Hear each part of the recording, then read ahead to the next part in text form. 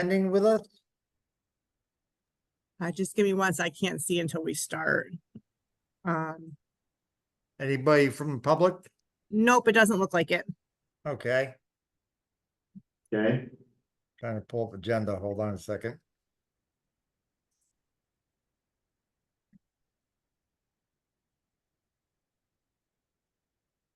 Minutes from last, well, we can't do the minutes because we don't have a quorum. So we'll postpone approving the minutes okay, and then update on the old business Arbor Day events. I will say we did the pre-Arbor Day cleanup event at 40 Cross Street prior to Arbor Day, the Wednesday prior to. That went off very good. We got a lot of work done as usual. It never ceases to amaze me how much work you get done with a whole bunch of tree companies in a short period of time. The area looks way better, I think. We got a bunch of trees pruned, a couple of dead Atlantis trees that the spotted lanternfly looked like they were attacking, removed, and the area cleaned up quite nicely. I think everything went very well. and that's good, and thank you again, Rich, for organizing that, and it's a great help to the city and all of the tree companies. We want to thank for participating, because it's a great financial help as well as help to the urban tree canopy, so thank you, we appreciate it. Oh, more than We welcome. had Everybody had fun. We had a good time. Yep, and we got pictures again, Rexham Park and Sarah organized food, Elsa, they organized food for the event and it was good. We had something this year a little different than what we usually have, instead of pizza, so it was good food. And the Arbor Day celebration at Cranberry Elementary School was a huge success. Sarah said that she's had, many people, talk to her about it and say they were happy with what took place there. And we did a little something different this year. The poster contest judging was done up and down the halls at City Hall here, where people got to walk up and down and put a note on the poster that they most liked, and that was how the posters were judged this year. So it was another year of a big success. We planted another tree, and we're wait for another time next year to go on to our next location. Nice. Very good. And then they had the Earth Day on the green, right? Yes, the Earth Day on the Green, and we had a tree advisory committee table, and let Gay talk about what was at that table since she staffed that table. Well, the weather held up for a little bit and then the skies opened up, but we had about 5 people showing interest that provided me information and contacts about having trees planted in the fall. So I already reached out to them to let them know, just to repeat what I told them, that I'd be contacting them again in the fall and coming to the place to stake it out. We gave away a lot of Douglas fir trees, and the leftover ones, I took them and gave them to another meeting. But it went well. I think we had a good response with the weather and all. I thought it was pretty good. Considering the weather, we had about 400 or 500 people. It was a decent sized turnout for that weather. I mean, it was a thing where it was misting at times and then it would stop raining, clear off. And then as Gabe mentioned, the skies opened up for a few minutes toward the end of it. And a lot of people walking around with plastic bags and raincoats on, but everybody had a good time, and it was a huge success again this year. And we also displayed our brand new sign, which looks lovely, which is from the back, and everyone saw it and commented on it, so that was good. Nice. And that went well.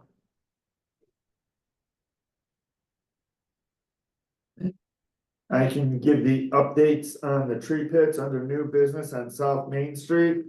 Sarah and I had gone out and looked at 9 locations that were good spots to be able to fit tree pits in, potentially avoid all of the utilities, we believe. And then also we've met with Transportation and Mobility and Parking to make sure that they were on board as far as the complete streets with the remaining space on the sidewalks. We were able to get anywhere from a minimum of 4 feet up to, in places, 5 feet after we put the tree pits in. A lot of them are in the neighborhood about 6 by 3, 7x3. I think we had one that was maybe 6x4. We got a little bit bigger on it because we had more space. So we were able to lay those out, and we've met with Olmsted. They are doing that work under their contract. And they are also starting today.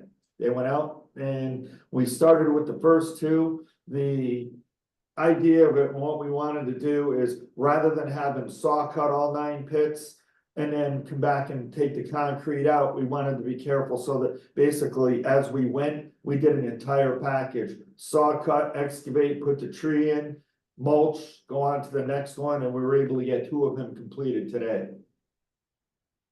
Now, do those eventually get the flexi pave as opposed to the mulch because of being in the sidewalk?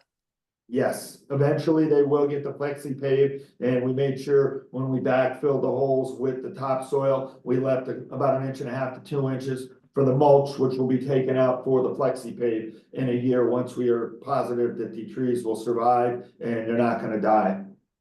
And are they gonna leave the flexi pave back a little bit from the root flare of the tree to allow for growth and diameter? Yes. extension?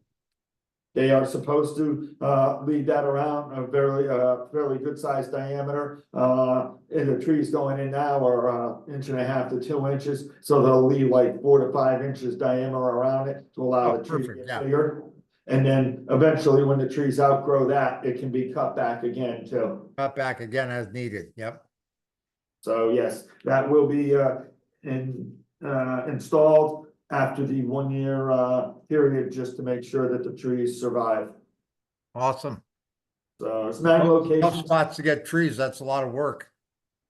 Yeah, it is definitely. It was a little creative locating to find them down in that area where we didn't have utilities, where we weren't going to interfere with driveway sightline triangles, where we could get the proper trees in for the height where the wires are. And so, but we were able to get 9 of them in, and it looks like we'll do 9 of them this spring planting period.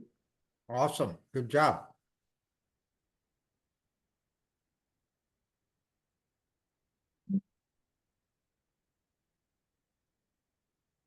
I'm having problems pulling up the agenda. What else we got, Paul? Next item is the tree planting updates, spring 25. So since Sonia's not here, I'd go to Gay to talk about the ones that she's looked at. Right, so, we, with Sarah and I went to Morgan School, Ponus and Kendall, and planted some trees. I think probably about, don't quote me on this, maybe about 15 trees between the 3 different schools. So they were staked, almost about 3 weeks ago, 4 weeks ago at this stage. Also Sonia and I we'll meet soon, we haven't met yet, we're gonna meet soon and review where to stake out trees by her condominium, so that'll be within the next week or so. And Jeff and I presented to the West Norwalk Association and gave a review of what the tree advisory committee is all about. Jeff gave background about what he does and gave the value of trees. We also brought along some leftover seedlings. Arbor Day, we had boxes of them, and I gave away a lot of them. I still have about 10 left. I'm giving them to my neighbors at this stage. So that'll be the end of it. And so that's about it. One of the things that they wanted to mention related to tree planting updates. I know financially, with the money, it was a little tight this spring, but just so everybody knows, the capital budget was approved. And in that capital budget, there was $200,000 approved for planting trees that would go from July 1st of 25 to June 30th of 26. So that's more than we've ever gotten for capital budget funding in 1 year. Okay, So it's 200,000. so that's not limited to an area? Is that the one by, we can do it anywhere? in the That city? can be it's anywhere in the city that can be utilized. So What was the date again? June? it's July 1st of 25 to June 30th of 26. So it'll be the fall and Oh, spring planting okay. cycles. Okay. So yeah, as I mentioned, that's the most we've ever gotten in a capital budget in 1 year. Okay. And I believe Sarah's with us now. Yeah, can you hear me? Yep. Gotcha. Good afternoon, everybody.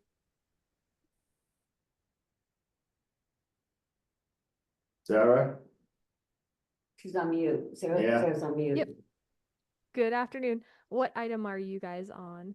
We were just talking about the planting updates. Gay gave us the updates of what she had done. Sonia is not available tonight. And we are ready to go to the tree workforce. And then I also just let the committee know that the capital budget had been passed now since the last meeting, officially passed, and there was $200,000 for capital tree planting. Yes, correct. So, updates on the tree planting program. So, Gay, I'll talk to you and Sonia offline to connect on a time to come stake the locations in the Madison Gardens in MLK. Okay. Aside from that, what we have going on, as I'm sure Paul already covered, the new tree pit installations on South Main Street within the MLK border corridor. But otherwise, as we keep saying, our funding for this spring is pretty much tied up in that MLK grant, and so we're continuing to look for other locations. Personally, I've had 2 interns and 1 seasonal worker join our team just last week, and so we're getting close to the end of the planting season, but we will have some locations at Calf Pasture Beach, 1 or 2 in the Marvin Beach area, and then Gay, I'm just confirming those 2 on Flax Hill Road with the budget requirements. I believe we should be able to get those accomplished.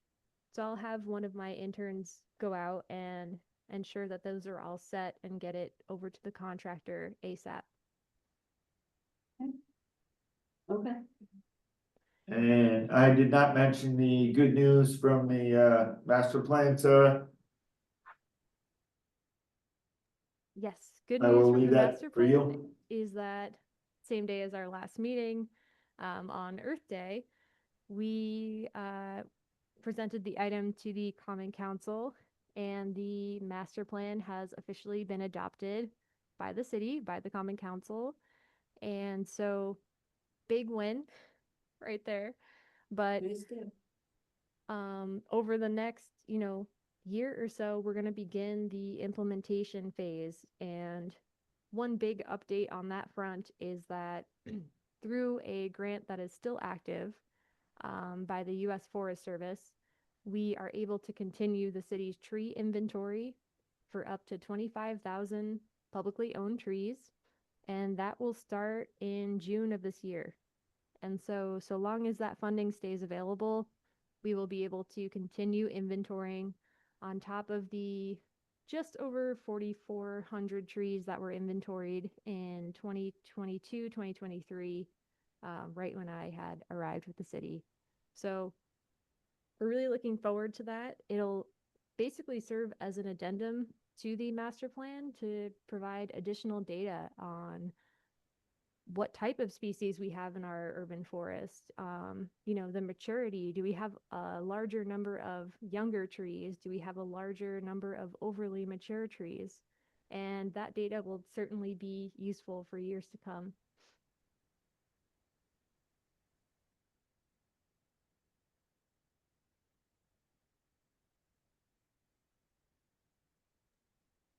So Rich, would you like me to move on to the green workforce? Yes, please. Sure. Please excuse my voice. Alrighty, so back in April of last year, the city, in conjunction with the larger organization called Keep America Beautiful, applied for a grant with Connecticut Deep, with funding, with pass-through funding from the federal government. And the city of Norwalk submitted an application to begin a program that we're calling the Green Workforce Training Program. And essentially, workforce training has become more and more of a larger topic over the last few years, in trying to not just interest people in the field of tree care, green jobs, whether that's solar, whether it's urban forestry, green technologies, But it's becoming a lot more difficult to get people to enter this workforce. And so one of the eligibility requirements, or one of the options for eligibility, was to create some sort of workforce readiness program. And so the city's application proposed to create an 8-week apprenticeship program for green jobs in urban forestry, tree care, and landscaping. And the reason being that those 3 sectors are not so difficult to enter for the average person. They don't require necessarily high level certifications or high level education, but there still are folks who face a lot of barriers to employment. There's kind of the chicken and the egg situation of you need work experience to secure a job, but in order to secure a job, you need to have work experience. There are also folks who face, language barriers, who have not gotten to experience a lot of job interviews, who maybe had minor offenses, minor juvenile offenses, and things like that. Folks who are experiencing the threat of being homeless, things like that. And so this program is meant to be an accessible way for anyone to be able to gain paid training, hands-on paid training experience, which is kind of rare to come by now, to find a paid opportunity like this, and to provide them not just the technical knowledge, but also to provide some of the kind of what they call soft skills training, how to write a resume, how to, we'll be doing mock interviews and things like that. And so the program is kicking off later this week, and we have 8 trainees that'll begin this spring for an 8-week program. They will go through this apprenticeship, learning about tree care, landscape care, fine gardening, and as well, like we said, financial literacy, resume writing workshops, and other workforce readiness trainings. So we're really looking forward to that. And over the next 8 weeks, we're still putting together a curriculum, and we're hoping that, the community can kind of come together on this, and local entrepreneurs, local tree care companies, fine landscaping companies might be able to come together and offer other opportunities for these folks once they complete the program. But that's pretty much the program in a nutshell, and we're very, very excited to pilot this. Good, Yeah. very good. Yeah, that would be a great program for people to get apprenticeships. It's Mhm. interesting now too, because you see a lot of times where people are really looking for more of the technical skills in terms of high school, technical schools and things like that. And people just don't have anymore. And trade. Trades, exactly, the trades. People don't need to go to college and spend the money, right? It's great, Definitely. very good.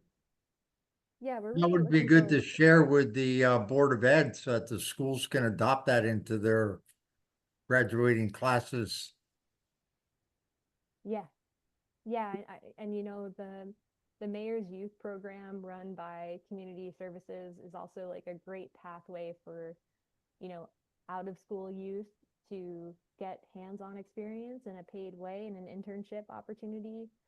This is open to anyone ages 18 and up. We had 50 people apply in just 2 weeks. And so to me, that shows people are very interested in this, particularly in Norwalk. And so through this grant with Connecticut Deep, we will be able to do this for 2 seasons. So right now, this is our true pilot. We're figuring this out as we go along. However, next spring, we'll be doing it again. And, the hope is that maybe this is something that we can keep going over years to come. And there's the potential to place people in jobs with the city or in jobs with other, local companies. So we're really looking forward to it. And everyone that I've had on board so far is very enthusiastic. And Gay's point was very, very good about the trades. There's so many times where people don't have the skills, the basic skills, and then also even when we're looking for people, engineering, the trades, they don't have any of that background. So it's so important and so critical to people to be able to move on to with their jobs, or even be able to just supply a living and a living for their family. So it's great. Without paying for college, which Yes. is important these days too, right? So this Thursday, very although it's good. not open to the general public, we're having a community event to kind of kick off the program and plant the first trees of many through this program. We are going to plant up to 120 native trees through this project between this spring and next spring. And so I hope if anyone from the committee can join Tree Alliance, it's really, we're trying to bring people together to kick off the program and just work in solidarity with the existing resources within the city, whether that's the technical side of things, the tree care, landscape care, but also just other community services that, you know, through my experience so far on this program, we definitely have a good network in Norwalk for folks, but not everybody knows about it, you know? And you mentioned something that was very, very critical too. It doesn't necessarily have to all be in one specific trade or area, because one of the biggest things is just work skills, and also people wanting to be able to work and be able to put the time in and know what they need to do and want to actually do the work. So it's critical that they develop those type of skills. Yeah, and for you, Rich, we're just finalizing the curriculum. Like, each week is supposed to be a theme of sorts. Through the first 2 or 3 weeks, we're trying to plant as many trees as possible as the season is coming to an end. But in terms of like proper pruning techniques, how to properly plant a tree, things like that, we're trying to do a chainsaw safety class with DPW. You know, anyone that's local in the trades is welcome to kind of be a part of the curriculum. We really want folks to, I learn best by seeing something being done, not reading it in a book or seeing it on a screen, you know what I mean? Yeah, a lot of the guys that do that are more hands-on. They gotta touch and see and feel than read a book or something. Exactly. So, yeah, just looking for any community support. Anyone is welcome to get involved, but I shall run that by my superiors. I'll be reaching out, Rich. Yeah, I'm sure we can help out. Okay, moving on, probably should do Tree Alliance update. And I don't see Jeff tonight. Yeah. Mr. Jeff?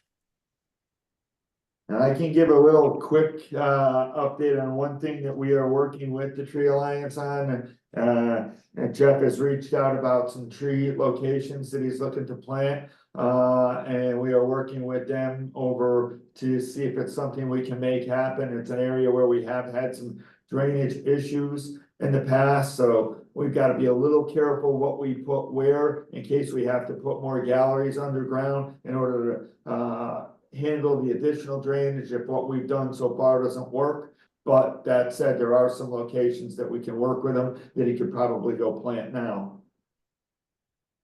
Great.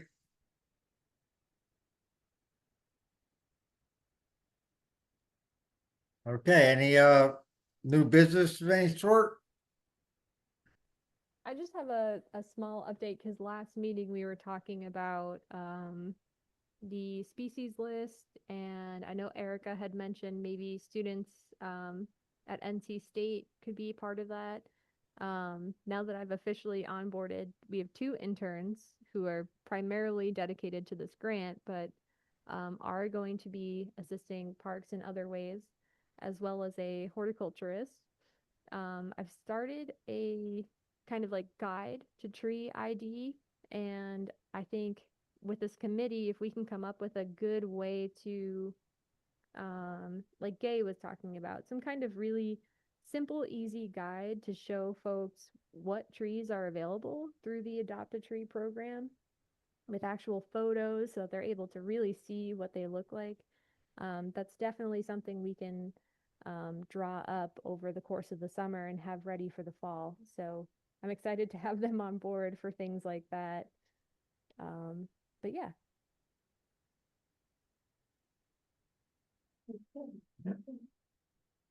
Good. Workforce and extra bodies always helps to get things done, doesn't it? if I could be in 4 places at once, I would be, but Exactly. That, and we've always asked somebody if they could find a way to add the 25th, 6th and 7th hours of the day. So I have a question.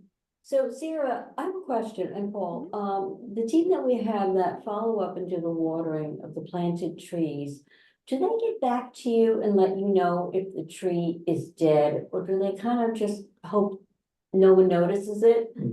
They are supposed to be following up and giving us the report. We'd had them doing the report, and as part of their current contract, they have to submit a report in the spring and the fall. And when they find the trees, they are supposed to replace them. If we know locations though, we can give them to them. Okay, We can make recommendations, strong recommendations. okay. So I spoke to Sarah about this, and she knows already there's a tulip tree that's dead in the, on Richards Avenue, in the Jewish cemetery, the Memorial Cemetery. Okay, And so I've been watching it, hoping it'd be leafing out and coming back to Right. life, and it is not at this stage at the end of May. I've been also watching the trees. I'm gonna send this to you, but Sarah, I'll send you a text on this. We don't have to fill up time doing this on this meeting. There are some other trees around, so I'll just let you know if you want to check them out. yeah, Sarah, I mean, we've talked before about it's probably better to catch them early. If we know they're dead, get them to replace them, because that way there it doesn't get beyond the 2-year time frame.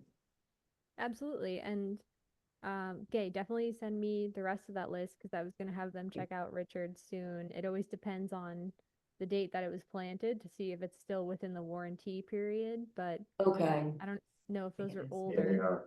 are. Okay. Shoot, I had one other one important note is that Parks Department has finally secured through grant funding a rental of a watering truck.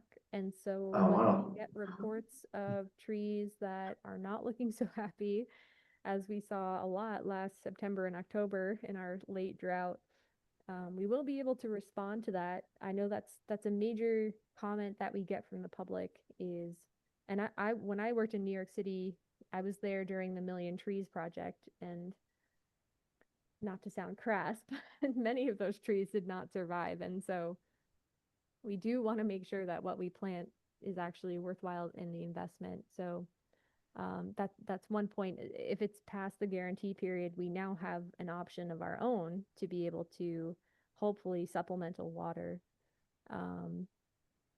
Yeah. That's a huge accomplishment now that we've got that. Right, so Sarah, because of the drought we had last year, is it only applicable to the watering truck visiting trees that are newly planted? Or can it kind of help out trees that have been planted a couple of years but are in desperate need of water? Yeah, so it's really meant to address the gap after that 2-year guarantee warranty period on our contract. So yes, the contractor is liable for the trees for 2 years. They must be watering them, keeping them in good condition. But as soon as that second year is up, that's it. The responsibility is on us. And so trees need 3 to 5 years to truly establish. Doesn't mean that they stop needing water. So we're looking to fill that gap and do some supplemental watering as needed in these really bad droughts that we've been experiencing over the last couple of years. Great. Yeah, as Sarah mentioned, that's exactly the point that we want to differentiate between what's under warranty and what isn't, because we paid that extra money in those contracts for them to do that stuff, so they're really responsible for the first 2 years to do all of that, whereas we'll have enough to do to keep us keeping the trees healthy and watered for that gap between the 2 to 5. When will that truck be available to be on the road to start watering? Do you have a spot in mind, Rich, or? I'm just thinking that that's something the committee can like target areas where we planted, where I've seen the need for supplemental watering. Yeah, so the way that I'm gonna run this new crew is their primary goal is to, now that because of Paul and our IT team, we have a map of every single tree that's been planted since 2022. And now that we're past that guarantee period for those that were planted in 2022, essentially my crew is going to go out and visit those plantings, ensure that they're alive. If they're worse for wear, water them, provide that additional watering. We also purchased, I think, 200 gator bags, which we'll be able to fill, which is really, really helpful. But also to perform some young tree training, because that's kind of a large gap in our tree maintenance plan. Is we are reactive to service calls, but we have not yet had the staffing or resources to be able to do any proactive maintenance, such as young tree young tree training. Um, so that's their main job, Rich. Yeah, that sounds great. That's gonna be run by the Parks Department, that water truck? Mm-hmm. So we can have a direct influence or say as to what needs water, and then you can help coordinate that? Just text me. That'd be great. No, but yes, yeah, I definitely want to hit it systematically because it's something, again, we haven't really been able to afford in the past, right, Paul? It's that guarantee period is what's Yes. buying us increased It's another reliability. checkbox on a huge milestone that we've talked about for years and Yeah, wanted for years. never afford it. Now we're finally getting another checkbox checked off, so it's great to see this stuff finally coming to fruition. I Yeah, and think what would be helpful or useful to know also is as that truck gets mobilized and they go out and they start watering, the capacity as to how many gallons of water they think they can apply during the course of a day. So we have an idea, like if we need them for like, 3 days, 3 weeks, whatever it may be, that we have a handle on to how much water they can deliver in that period of time.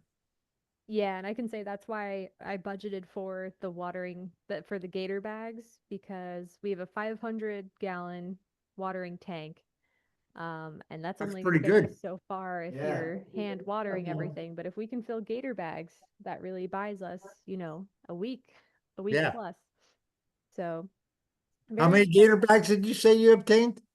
200, maybe more. That's great. Yeah. Yeah. I think the main thing is that when you put the gator bags out, you got to keep track of them so you can collect them all back in the fall. Although we had so many casualties from the drought last fall, really you needed the water right up through December, and a lot of people stopped watering. Yes. Yeah. Mm. And the other thing is, like, I hope that we can maybe this summer, especially with the interns, do more public outreach on, hey, if there's a street tree on your street, all it takes is a 5-gallon watering can. Just give it a little bit of water and it goes a long way. Long ways. Yeah. That's awesome. That's So great to hear. Good job. Sarah, will they be doing like the deep penetrating water, or are they just watering it up on top? Well, with the watering bags, it's supposed to be like a slower Seeps infiltration. down, it percolates Um, down. Because for folks, like, you don't want to just spray the area under your tree and walk away. It's Right. more of like a slow drip, So- honestly. Right, percolating down, okay. But they also. If you water too fast, too quickly, it tends to just run off and puddle and not go where you really want it. Yeah. So the So slow Richard- delivery gets a deeper soaking. So what about, because we've had landscapers that come down when they're watering it and fertilizing it, they kind of stick a tube down or like a pipe down there, and then they sort of flood the roots with water. I don't know, they call it deep penetrating watering or something. Yeah, they call it deep root watering or, yep. So Would is that you- better than is that better? I mean, I don't know. It really depends on the soil structure, like how much water will be absorbed, but that's better than just surface watering. Right, which is the worst, but that's what the average person can do, is just the surface watering. Yeah, but that usually requires a pressurized delivery system. So a Okay. water tank usually is just, a watering truck is usually just gravity. So I don't know if they'd be able to do an injection probe, Okay, Yeah. but that's where the gator bags come in ideally, because they can go refill the gator bags. Mm, Yeah. And if we have a collection of, say, 200 gator bags, we can add to that, hopefully over the years, and build up a bigger supply. We'll have gator bags all over the place. Yeah. and what's the longevity of a gator bag? For years? Someone It doesn't doesn't- weed whack it, probably 5 years. Yeah, and if you don't leave them out all winter and they don't get weed whacked and hit with mowing equipment, they tend to last 5 years. Yeah, They're Oh, you cost bring it in effective. during the winter time, is that what he said? yeah, you collect them during the winter is the best Uh-huh. thing, yes. Yeah, Right, Rich? They're like maybe $10 a piece, not even. I think they're around $10 a piece, but the nice thing is you can like, they zip together so you can add multiple gator bags for bigger trees. Mm. We should have a fundraising. What, can we do a fundraising on the website or something? Go fund gator bags? Go ahead, Gay. I'm sure I'll be breaking Now all that we kinds of can rules fill and that. regulations. Yeah, yeah, we have to be careful with I that, know, yeah. I know. But if anybody's, we do have the tree fund that we can accept donations now, which we never had before, and that's why everything had to go to the Tree Alliance. Oh, so we have the tree fund now, so you can We- accept we do- donations. We do have a Norwalk Tree Fund that can accept donations Is and that on the website? Is payments. that on the website? Well, it's part of the ordinance. It's, Oh, it's actually, it's addressed in the ordinance. What'd you say? Put together Sarah? a campaign.